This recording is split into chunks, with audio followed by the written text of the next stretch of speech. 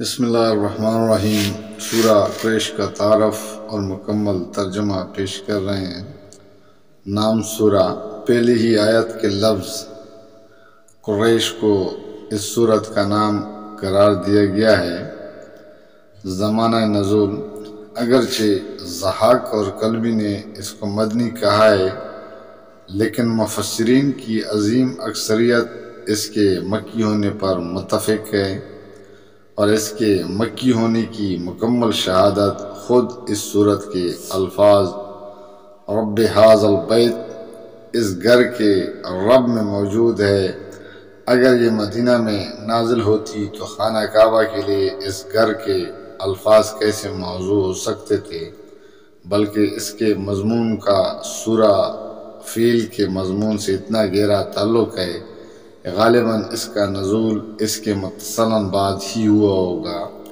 دونوں صورتوں کے درمیان اسی مناسبت کی بنا پر سلف میں سے بعض بزرگ اس بات کے بھی قائل ہوئے ہیں کہ یہ دونوں دراصل ایک ہی صورت ہیں۔ اس خیال کو تقویت ان روایات کی بنا پر ملی ہے کہ حضرت ابی بن کعب کے مصحف میں یہ دونوں ایک ساتھ لکھی ہوئی تھی، اور درمیان میں بسم اللہ مرقوم نہ تھی۔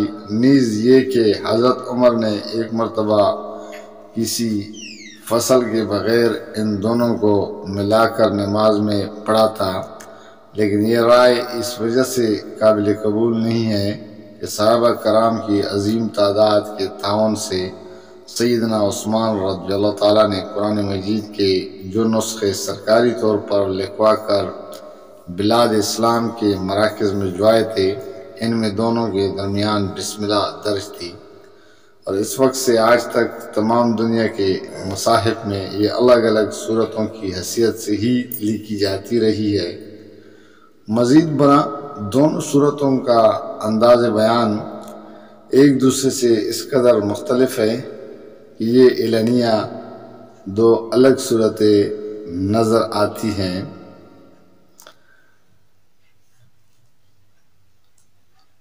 تاریخی پس منظر، اس صورت کا ٹھیک سمجھنے کے لیے ضروری ہے کہ اس تاریخی پس منظر کو نگاہ میں رکھا جائے، جس سے اس کے مضمون اور سورہ فیل کے مضمون کا گہرا تعلق ہے۔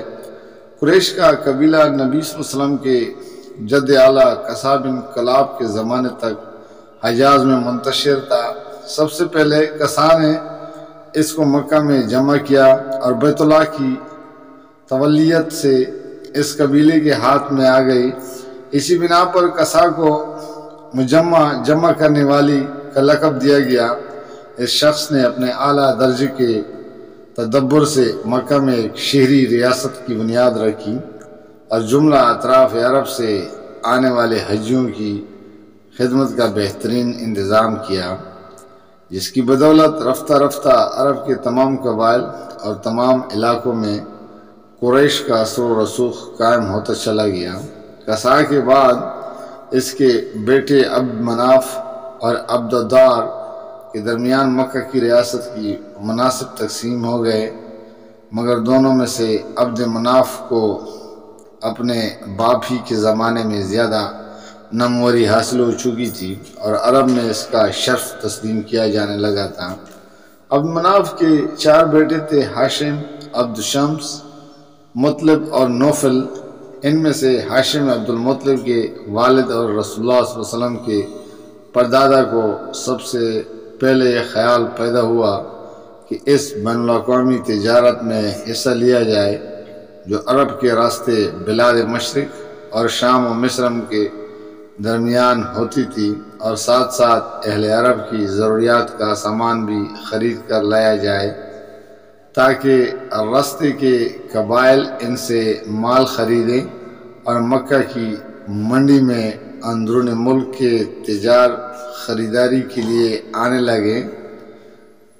یہ وہ زمانہ تھا جب ایران کی ساسانی حکومت اس بین الاقوامی تجارت پر اپنا تسلط قائم کر چکی تھی، جو شمالی علاقوں اور خلیج فارس کے راستوں سے رومی سلطنت اور بلاد مشرق کے درمیان ہوتی تھی۔ اس لیے جنوبی عرب سے بحیرہ احمر کے ساحل کے ساتھ ساتھ جو تجارتی رستہ شام و مصر کی طرف جاتا تھا اس کا کاروبار بہت چمک اٹھا تھا۔ دوسرے عربی قافلوں کی بنسبت قریش کو یہ سہولت حاصل تھی کہ راستے کے تمام قبائل بیت اللہ کا خدام ہونے کی حیثیت سے ان کا احترام کرتے تھے۔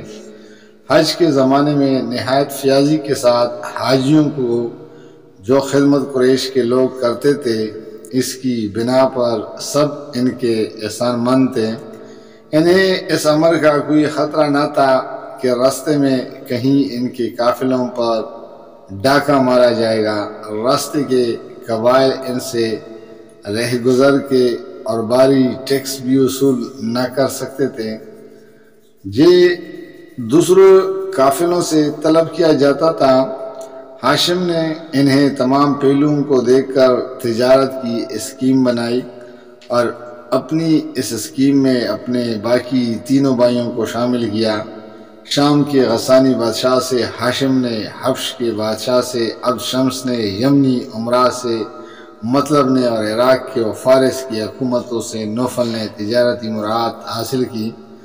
اس طرح ان لوگوں کی تجارت بڑی تیزی سے ترقی کرتی چلی گئی۔ اسی بنا پر یہ چاروں بھائی متجرین تجارت پیشہ کے نام سے مشہور ہو گئے، اور جو روابط انہوں نے گرد و پیش کے قبائل اور ریاستوں سے قائم کیے تھے ان کی بنا پر ان کو اصحاب الالاف کے بھی کہا جاتا تھا، جس کے معنی الفت پیدا کرنے والوں کے ہیں۔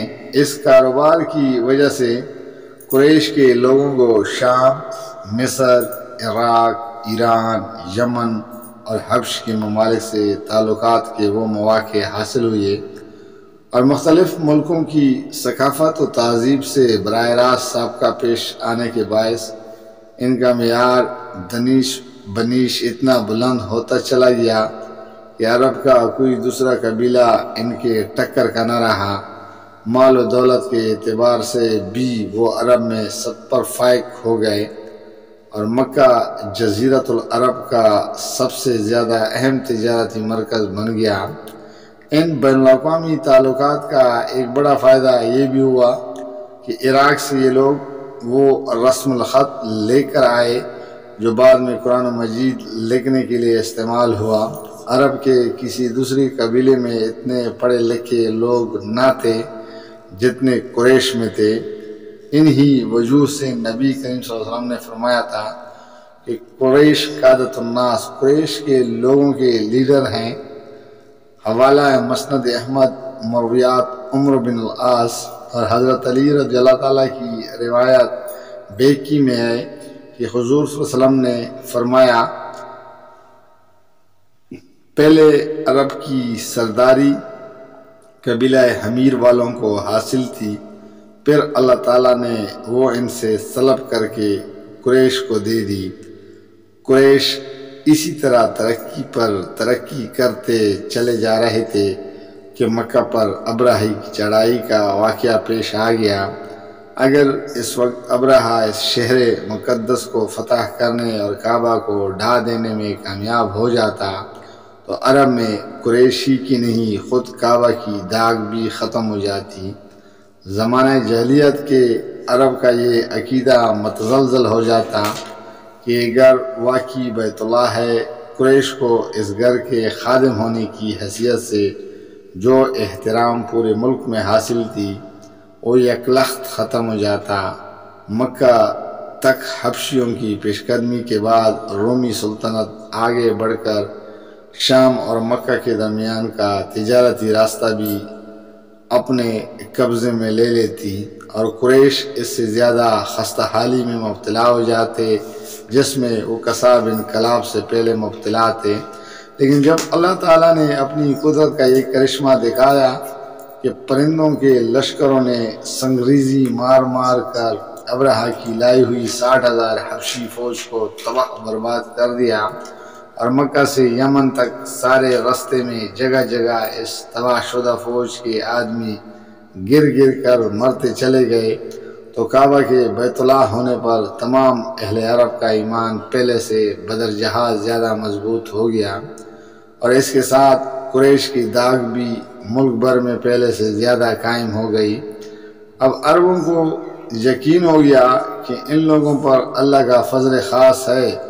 وہ بے کٹ کے عرب کے ہر حصے میں جاتے اور اپنے تجارتی قافلے لے کر ہر علاقے سے گزرتے۔